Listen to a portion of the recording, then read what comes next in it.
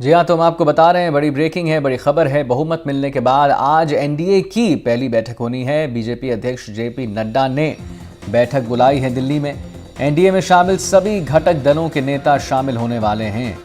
अहम बात यह निकल के आ रही है कि बैठक में शामिल होने नीतीश कुमार दिल्ली आने वाले हैं और दूसरी बड़ी बात जो है, चंद्रबाबू नायडू भी बैठक में शामिल होंगे। तो हम आपको ये बता रहे हैं, बड़ी खबर, बीजेपी अध्यक्ष जेपी नड्डा ने ये बैठक बुलाई है जिसमें एनडीए में शामिल सभी घटक दलों को न्योता दिया गया है दिल्ली में वो आएं और बैठक करें। बड़ी बात यह है कि नीतीश कुमार यहाँ पर दिखने वाले हैं। कयास लगाए जा रहे थे कि नीतीश बाबू जो हैं कहीं और ना चले जाएं, चंद्रबाबू नायडू कहीं और ना चले जाएं, पर उन्होंने इस सारे चीज़ों को खारिज करते हुए आज जब वो जेपी नड्डा के इस घटक दलों की एक क्या करें, इसे हम कह सकते हैं कि एक बैठक में, अहम बैठक में बैठेंगे, शामिल होंगे, तो ये जितने भी कयास लगाए जा रहे थे कि वो शायद इंडी ब्लॉक के साथ जा सकते हैं, वो खारिज हो जाएंगे।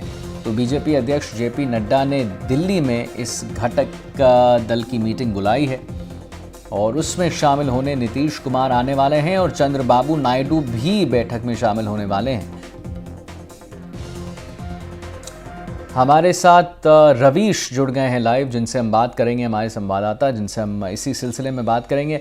रवीश, कयास लगाए जा रहे थे कि नीतीश बाबू कहीं फिर ना पलट जाएं, कहीं फिर ना कहीं चले जाएं, लेकिन खारिज करते हुए सभी जो विषय थे, ऐसे जो भी विषय तमाम मन में आ रहे थे, उसे खारिज करते हुए इन्होंने दिखा दिया है कि वो आज दिल्ली की अहम बैठक में बैठने वाले हैं। आज क्या कुछ महत्वपूर्ण बातें हो सकती हैं, इसके बारे में ज़रा आप जानकारी दीजिए।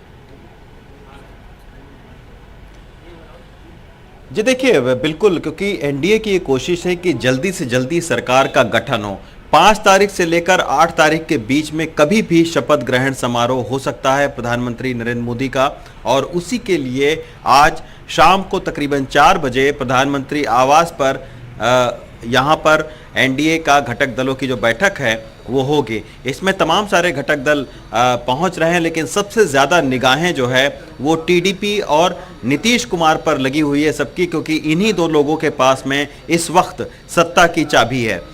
नीतीश कुमार के बारे में चूंकि उनका इतिहास रहा है कि कई बार वो जो है वो एक पार्टी से दूसरे पार्टी में जाते रहे हैं, तो इसी की वजह से बहुत सारे कल खबरें भी मीडिया के अंदर में चली कि शरद पवार की तरफ से उनको फ़ोन किया गया है। कहीं खबर ये चली कि डिप्टी पीएम का जो है उनको ऑफर दिया जा रहा है, लेकिन उनके जो खास सहयोगी हैं संजय झा, उन्होंने आज सुबह भी एक ट्वीट किया है, उसमें ये कहा है कि नीतीश कुमार चूंकि प्री पोल अलायंस के वो हिस्सा हैं, एनडीए का वो हिस्सा हैं, तो ये सारी जो अटकलें हैं उस पर विराम लग जाना चाहिए। नीतीश कुमार आज घटक दल की बैठक में आएंगे।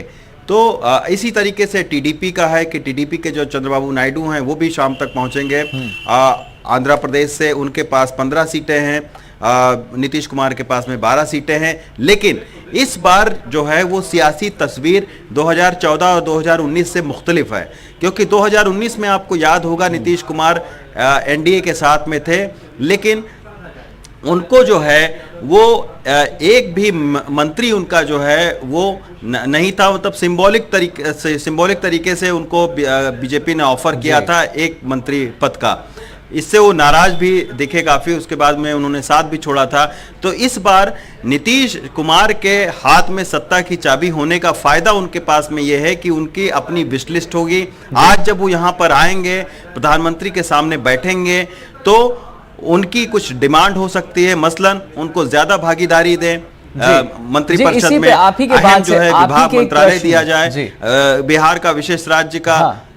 आप ही के एक प्रश्न से उत्तर से एक प्रश्न उठाना चाहूँगा कि ये जो आप कह रहे हैं कि उनकी अपनी भागीदारी रहे और वो अपने साथ एक लिस्ट लेके आएंगे, इस पे एक और कयास लगाया जा रहा है कि शायद वो ये भी कह सकते हैं कि मुझे ही प्रधानमंत्री की चेयर दे दी जाए। इसके बारे में क्या टिप्पणी?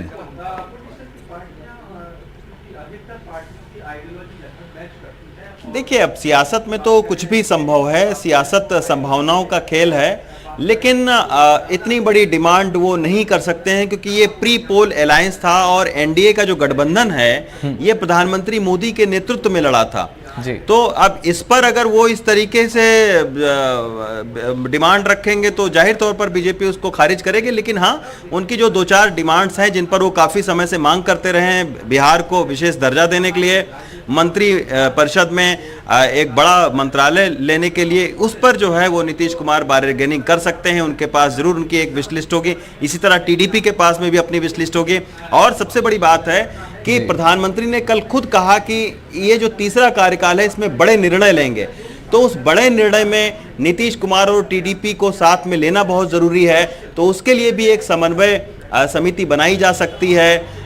नीतीश कुमार की पार्टी को स्पीकर पद का ऑफर किया जा सकता है, क्योंकि कई सारे विरोधी पार्टियां कह रही हैं कि अगर सहयोगी पार्टियों को तोड़ने में बीजेपी माहिर है तो ऐसे में नीतीश कुमार और टीडीपी को भी खतरा लग सकता है कि कहीं उनकी पार्टी में तोड़फोड़ ना हो, तो स्पीकर का पद मांगा जा सकता है इन पार्टियों की ओर से।